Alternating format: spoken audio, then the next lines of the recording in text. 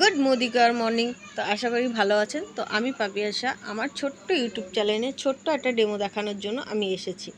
তো এই যে আমি দুটো গ্লাসে সাদা গ্লাস নিয়েছি, কাচের গ্লাস।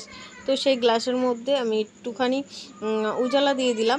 তো আপনাদের দেখানোর জন্য যে আমাদের প্রত্যেকের বাড়িতেই বাচ্চা থাকে বা ঘরটা নোংরা তো হয়ে যায়, যতই আমরা পরিষ্কার করি না কেন আর যতই আমরা মুছি না কেন, নোংরা অবশ্যই হবে। নোংরা না হলে তো পরিষ্কার করার কোনো প্রশ্নই ওঠে না না।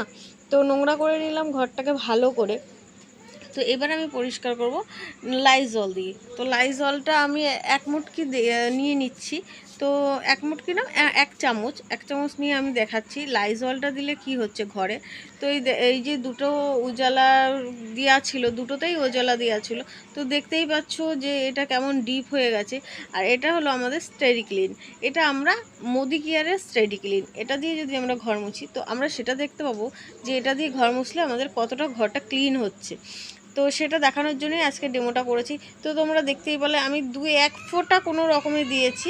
তো 2-1 ফোঁটা দেওয়ার পরেই দেখো পুরো ম্যাজিকের মতো ভ্যানিশ হয়ে যাচ্ছে। তোমরা বলতেই পারো যে এটা অ্যাসিড দেওয়া থাকতেই পারে, যার জন্য জলটা পরিষ্কার হয়ে গেল। একদমই না, যদি বলে অ্যাসিড দেওয়া থাকে। আমাদের এই কৌটোটা, স্টেডি ক্লিনের কৌটোটা খুব পাতলা একটা নরম কৌটো।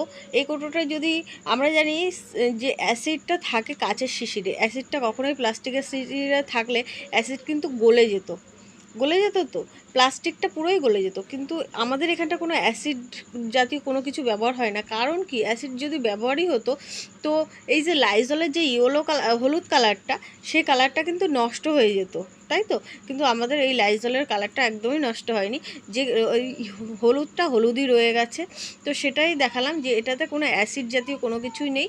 তোমরা চোখ বন্ধ করে ব্যবহার করতে পারো। একটা টাইসের উপরে বা পাথরের উপরে এগুলোতে মুছলে কোনো অসুবিধা হয় না। তো সেটাই আজকে দেখালাম। তো ভালো লাগলে অবশ্যই লাইক করে দিও, সাবস্ক্রাইব করে দিও। পরের ভিডিওটা দেখার জন্য অবশ্যই তৈরি থেকো।